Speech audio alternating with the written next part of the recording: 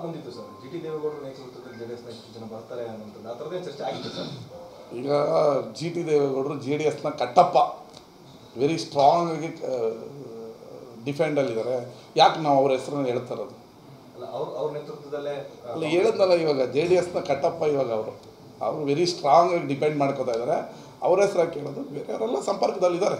Sir, ನೀವು ಹಿಂಗಂತೀರಿ sir, R Ashok ಅಂತಾರೆ ಸರ್ಕಾರ, ಕಾಂಗ್ರೆಸ್ ಸರ್ಕಾರ ಹೆಚ್ಚು ದಿನ ಇರಲ್ಲ ಅಂತ. ಅವ್ರು ವಿರೋಧ ಪಕ್ಷ ಸ್ಥಾನ ಕಳ್ಕೊಳ್ತಾರಲ್ಲ, ಅವ್ರ ಶಾಸಕರು ನಮ್ಮ ಕಡೆಗೆ ಬಂದರೆ ವಿರೋಧ ಪಕ್ಷಕ್ಕೆ ಬೇಕಾದಷ್ಟು ನಂಬರೇ ಇರಲ್ವಲ್ಲ ಅಲ್ಲಿ.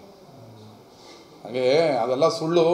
ನಮ್ಮ ಸರ್ಕಾರ ಇನ್ನು 4 ವರ್ಷ ಗಟ್ಟಿಯಾಗಿ ಸ್ಟ್ರಾಂಗ್ ಆಗಿ ಜನಪರವಾದ ಸರ್ಕಾರವನ್ನು ಕೊಡ್ತೀವಿ. ಇವತ್ತು ಅಭಿವೃದ್ಧಿಯ ವೇಗದಲ್ಲಿ ನಮ್ಮ ಸರ್ಕಾರ ನಡೀತಾ ಇದೆ.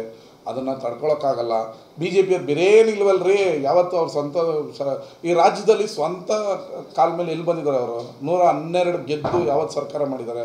ಹಿಂಗೆ ಯಾವ ಪಕ್ಷ ಈ ಪಕ್ಷದವ್ರನ್ನ ತಂದಿಕ್ಕೋದು, ಹೊಡಿಯೋಕ್ಕೆ ನೋಡೋದು, ಬಿಡೋದು. ಆದರೆ ಈ ಸರಿ ಅದು ಆಗಲ್ಲ.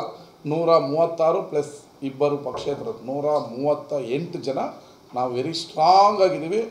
ಏಕನಾಥ್ ಶಿಂದೆ ಆದರೂ ದ್ರೋಹ ಮಾಡಿ ಚಾಕು ಇಕ್ಕಿ ಚೂರಿ ಹಾಕಿ ಒಡೋಗಿ ಸರ್ಕಾರ ಮಾಡಿದ್ರು. ಆ ಥರದವರು ಯಾರು ನಮ್ಮ ಹತ್ರ ಕ್ಯಾರೆಕ್ಟರ್ ಇಲ್ಲ. ಸರ್ಕಾರದ ಬಗ್ಗೆನೇ